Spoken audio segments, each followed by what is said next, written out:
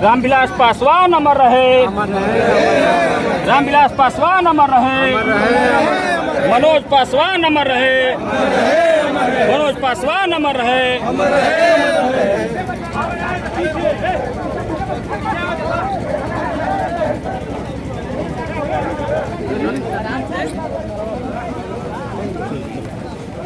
बाकी आदमी रहल होइ छै।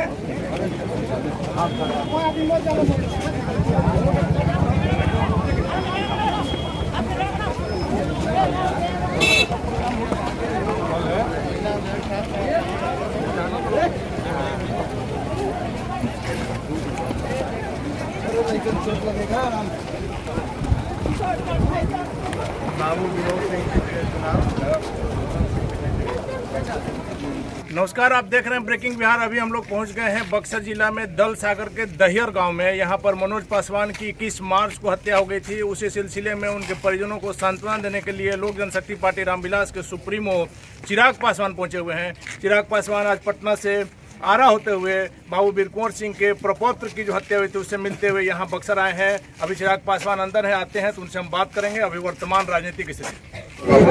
और यहाँ आप आए हैं मनोज पासवान की 21 मार्च को लोगों का हुजूम जो है वो चिराग पासवान को काफी ऐसा बैठेगा।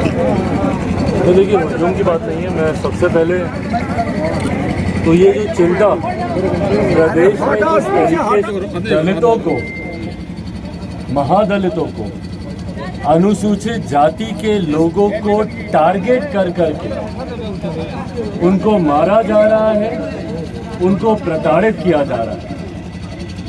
अनुसूचित जाति वर्ग से आने वाले बच्चियां हो, महिलाएं हो, पुरुष हो, युवक हो, जब से मुख्यमंत्री नीतीश कुमार जी की सरकार बनी है तब से लेकर अभी तक जितनी ये घटनाएं घटी हैं, जिसमें अधिकांश दलित महादलित परिवार के लोग हैं, ये अपने में दर्शाता है कि मौजूदा नीतीश सरकार पूरी तरीके से दलित विरोधी है, महादलित विरोधी है।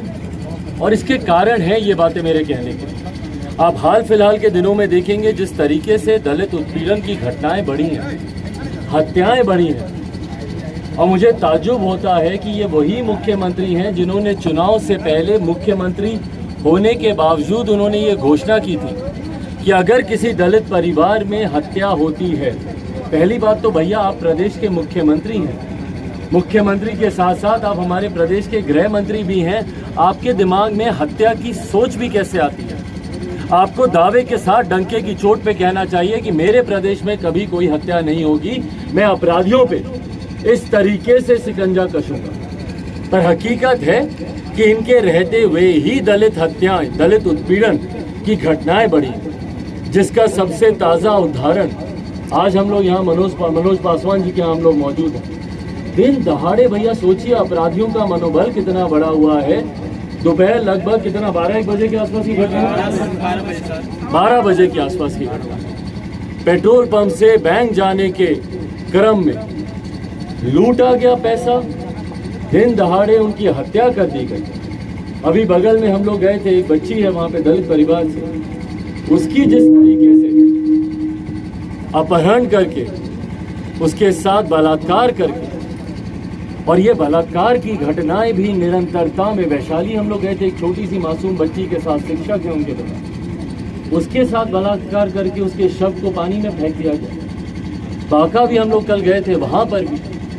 तो कौन सा ऐसा समाज है जो कि अछूता है इनके प्रकोप से? अपराधियों को जिस तरीके से संरक्षण, और इस शब्द का मैं इस्तेमाल कर रहा हूँ, जिस तरीके से संरक्षण मुख्यमंत्री नीतीश कुमार जी के कार्यकाल में मिल रहा है, और यही कारण है कि कोई एक अपराधी मुझे बता दे जिसको सजा मिली हो।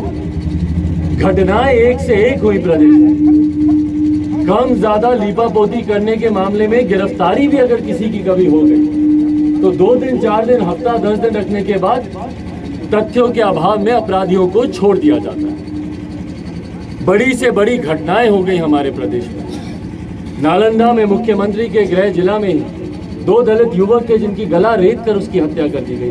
क्या हुआ भैया? एक परिवार मुझे बता दीजिए, और मैं सिर्फ दलित महादलित परिवारों की बात नहीं कर रहा हूं, मैं किसी भी समाज से आने वाले लोगों की अब यहाँ पे बात कर रहा हूँ। रुपेश एयरलाइन में काम करते थे ना, एयरपोर्ट पे इतना उस वक्त माहौल बना, सब हुआ, क्या हुआ भैया? किसकी गिरफ्तारी हुई? किसको सजा मिली? और यही कारण है कि अपराधियों के मन में भय नहीं बैठता। क्यों? क्योंकि किसी के ऊपर कार्रवाई नहीं होती है, किसी को सजा नहीं मिलती है। कन्विक्शन रेट सबसे कम है बिहार में, मात्र 7%। दूसरे प्रदेश आप लोग चले जाइए, वहां पर अपराध पर जिस तरीके से नियंत्रण पाया जा रहा है, वहीं बिहार में देख लीजिए जिस तरीके से अपराध का ग्राफ बढ़ा है। और इनसे जब आप अपराध की बात करें, मुख्यमंत्री नीतीश कुमार जी से, तो छूटते बोलते हैं कि भाई जाके देखो 15 साल के पहले, जाके पूछो अपने माँ बाप से, बाप दादा से कि 15 साल पहले का बिहार कैसा था। भैया नहीं जानना हम लोग को 15 साल पहले का बिहार कैसा था। यहाँ पर जिनकी हत्या हुई है उनके परिवार के बच्चों से पूछ लीजिए, भाई किसको पड़ी है 15 साल पहले का बिहार कैसा है। विशाल है उनके बड़े बेटा, प्रशांत है, निशांत है, इन लोगों से पूछिए जिनकी खुद की उम्र 15 साल 20 साल है। इन लोगों को फर्क पड़ेगा कि भाई 15 साल पहले का बिहार कैसा था। आप बताएं ना कि आज का बिहार कैसा है। पिछले 15 साल से आप मुख्यमंत्री हैं, हमारे प्रदेश के मुख्यमंत्री नीतीश कुमार जी। आप बताइए कि इन 15 सालों में आपने प्रदेश को कैसे बेहतर किया, अपराध पे क्या नियंत्रण पाया। आप ग्राफ देखेंगे अपराध का, हत्या हो, अपहरण हो, डकैती हो, लूटमार हो, दिन दहाड़े कोई व्यक्ति ऐसा नहीं है जो हमारे प्रदेश में आज की तारीख में सुरक्षित अपने आप को महसूस करे। आप यहाँ पर रोजगार आप हम लोग को दे नहीं सकते, बेहतर शिक्षा आप हम लोग को दे नहीं सकते, एकमात्र सुरक्षा का भाव है। कम से कम गृह मंत्री होने के नाते आप वो तो दीजिए। अभी 19 तारीख की घटना है यहाँ बगल में, एक दलित लड़के को जिस तरीके से, क्या नाम, राहुल नाम है ना उनका, राहुल, कौन सा गाँव था,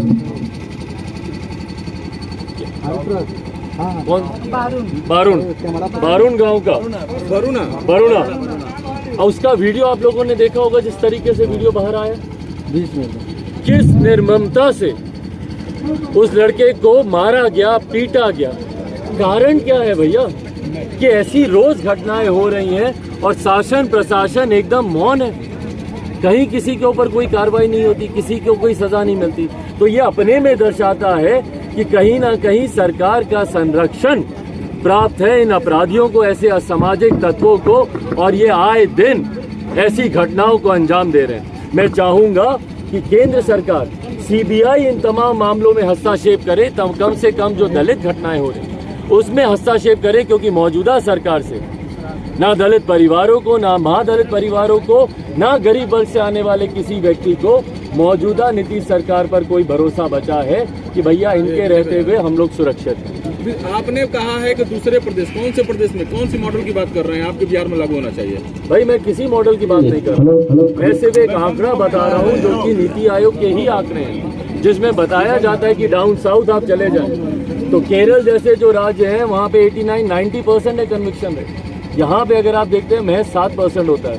और जो मॉडल की आपने बात की, मॉडल पे चर्चा तो चिराग पासवान कर ही नहीं रहा, मैं तो अपने मॉडल की बात करता हूँ, बिहार फर्स्ट, बिहारी फर्स्ट की।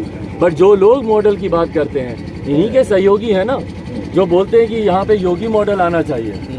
तो भाई जो बोलते हैं योगी मॉडल आना चाहिए, डिप्टी सीएम साहब, तो अभी कौन सा मॉडल चल रहा है? भ्रष्टाचार का मॉडल चल रहा है कि अपराधियों का मॉडल चल रहा है? तो ये मॉडल की जानकारी वो बताएं कि कौन सा मॉडल अभी चल रहा है।